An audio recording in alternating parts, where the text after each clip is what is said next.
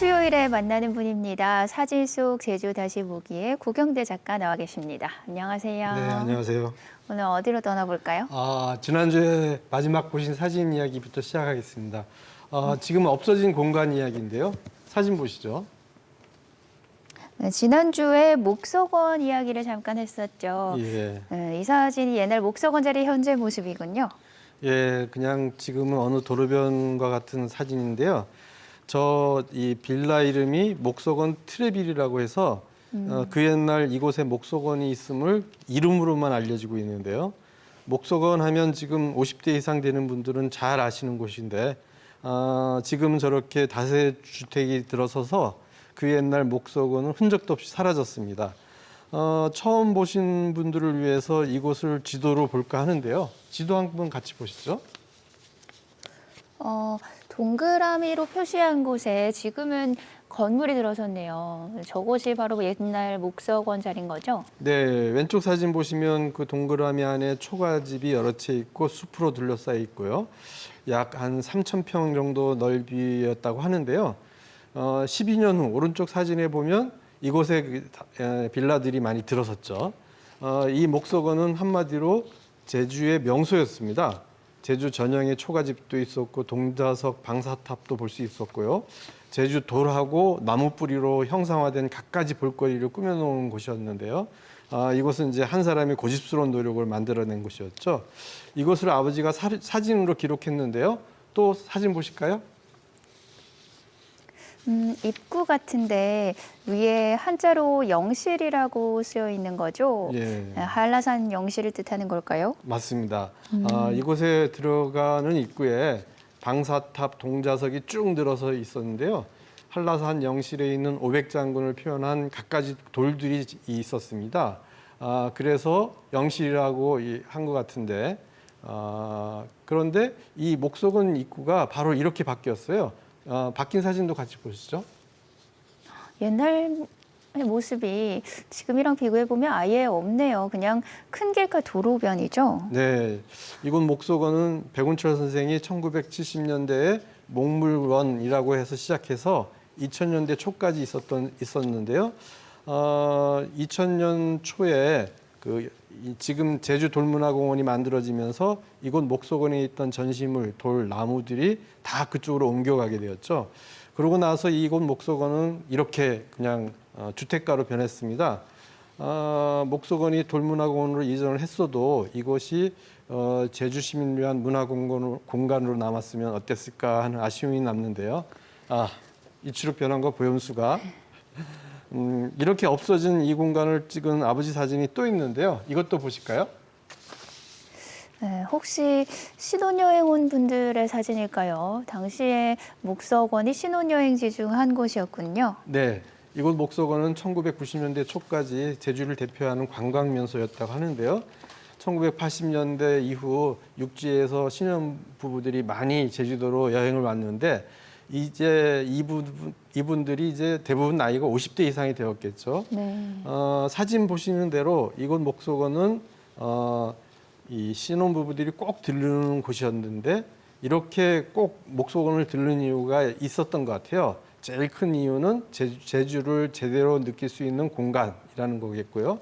또 하나는 여기가 서귀포로 넘어가는 516 도로변인데 들르기가 좋았다는 것이겠죠. 이번에는 목석원에 전시됐던 돌 사진을 보시죠.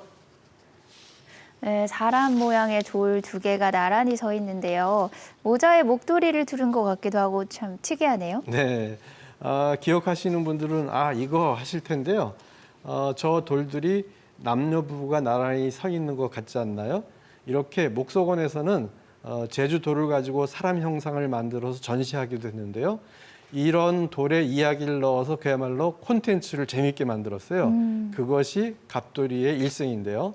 갑돌이가 태어나서 갑손이 만나서 결혼하고 우여곡절을 겪으면서 늙어가는 과정을 사람 형태의 현무암 그리고 조롱나무 뿌리로 이야기를 재미있게 꾸며놓은 곳이었어요. 아마 이 갓 결혼한 신혼부부들에게 갑돌이처럼 후회하지 말고 평생 변하지 않는 사랑을 하라는 뜻 이런 게 있었지 않았나 싶은데요.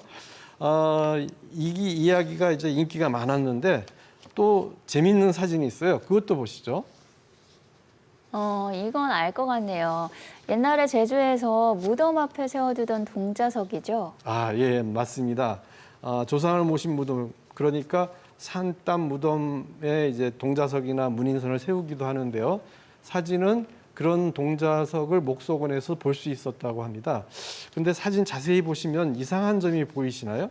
글쎄요. 예, 오른쪽 동자석 얼굴에 코끝이 깨져 있죠?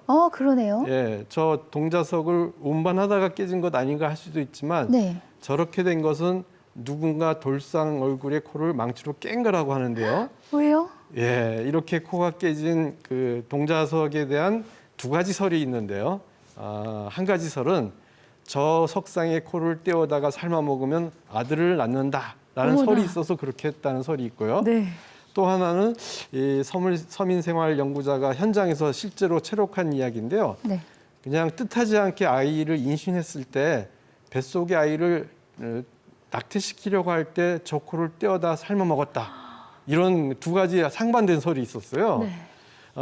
어쨌거나 무덤 앞에 세워진 돌 석상의 코가 이런 이유든 저런 이유든 잘려나가는 순환사가 있어 왔다는 얘기겠죠.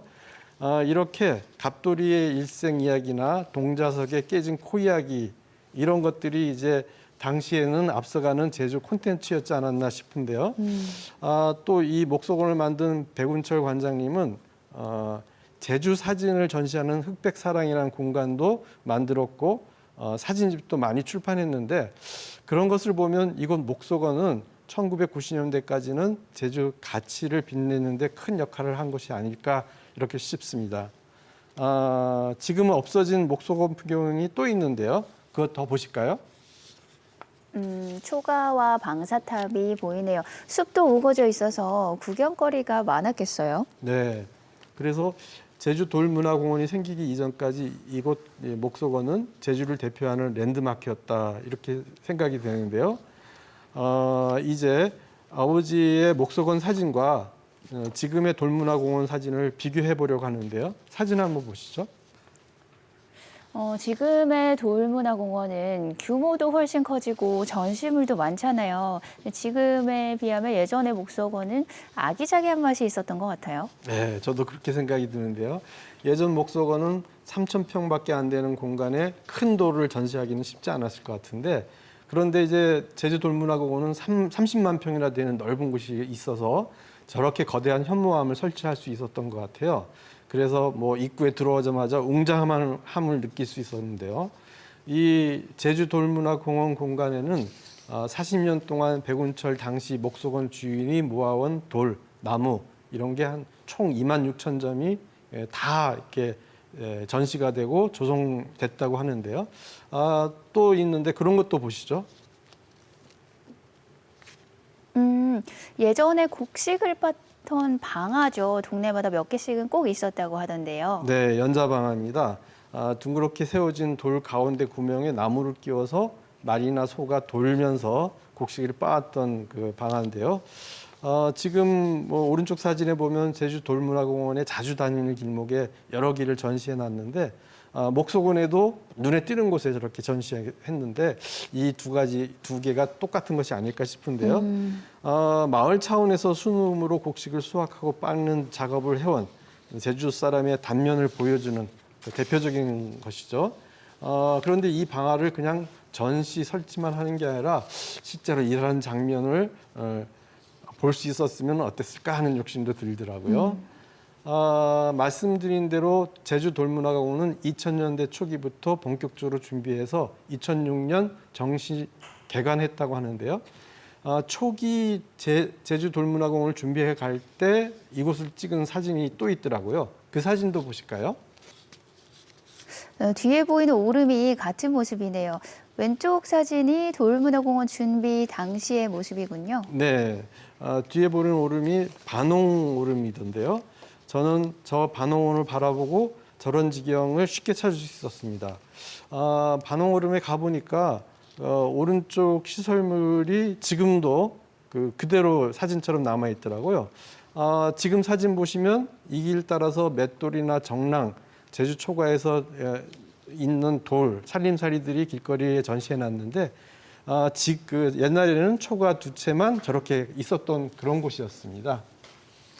네, 지금은 볼 수 없는 목석원의 사진과 이야기 오늘 잘 들었습니다. 고맙습니다. 네.